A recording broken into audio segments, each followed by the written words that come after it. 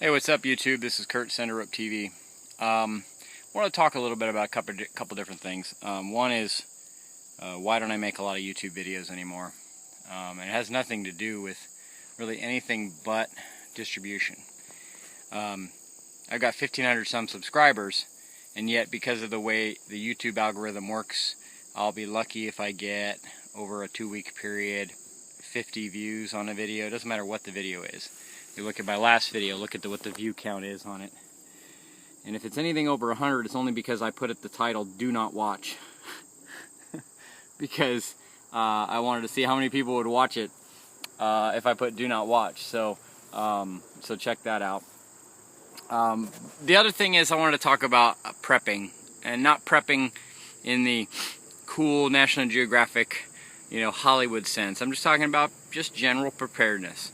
This general idea of what it means to prep, and a couple different things I wanted to share with you there. When I first started doing this, I considered myself a prepper because I had a rifle and a couple boxes of ammo, and then I really quickly started to run scenarios in my head, and what would it be like if, and you name the what if, and very quickly realized that the ammo and the guns, they're a key factor in prepping, but they're not the key factor. And I think the key factor is food. Because in Virginia, where I live, and pretty much the whole South, if you knock on a neighbor's door and you've got 2 buckets of food in your hand, and you say, I need a place to stay, he's going to let you stay there.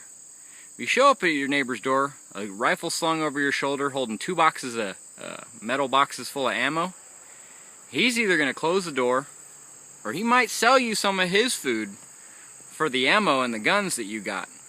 But he's not letting you in because he can't feed you.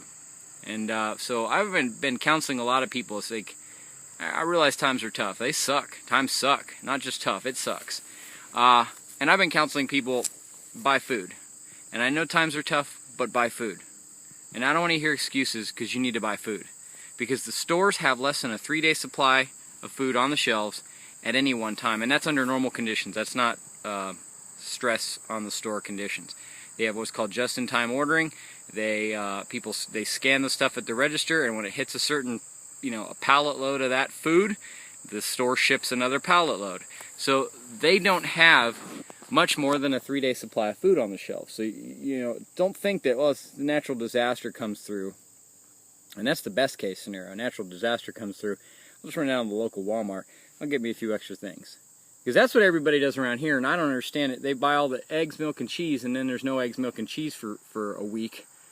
But if there was a natural disaster and the power was out, a lot of good that eggs, milk, and cheese is going to do you. I don't get that one. I mean, well, I do. It's people are stupid. But so wanted to talk also about having conversations with other like-minded patriots and preppers, and also the aspect of finding land to train on. It's really not that hard, and I know that some of you live in cities and urban areas, but if you were to start reaching out to just start asking, who do you know that has X, Y, and Z?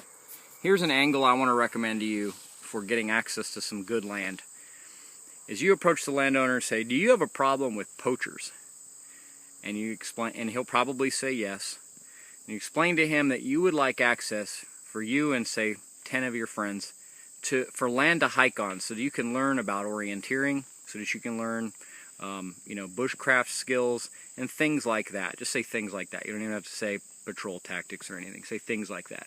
And you say, in exchange, you'll be glad to put up posted signs, and you'll be glad to patrol the land and let him know if you see any signs of poachers, and then run off any poachers that do come on the land. Because what you're not going to tell him is that as you're hiking, you're going to have a rifle slung over your shoulder, and no hunter's going to want to come on land with 10 to 15 guys with ARs. He's not going to want to. It's certainly not going to want to come on land that he's not supposed to be on. So that's a good way you can approach a landowner and say, hey, I'd be willing to offer this service to you in exchange for access to your land. And in a lot of states, especially Virginia, the landowner is not liable for any injury that happens to him as a result of sporting activities. So he doesn't have to worry about anything You don't need any special insurance or anything. So there's an option. Just start asking. And you can do local searches, and let's say you're adjoining county, maybe you're in, oh, I don't know, I'm not really familiar with the northern areas, but let's say you're in Lynchburg, and you've got, you know, very rural Bedford. Well, you can search the Bedford GIS, the tax records, and they'll even have an outline of the property. So if you see a property, wow, I'd sure like to get access to that, I wonder who owns it. Well, guess what? It's public record, and you can contact that person. Send them a letter, send them a postcard.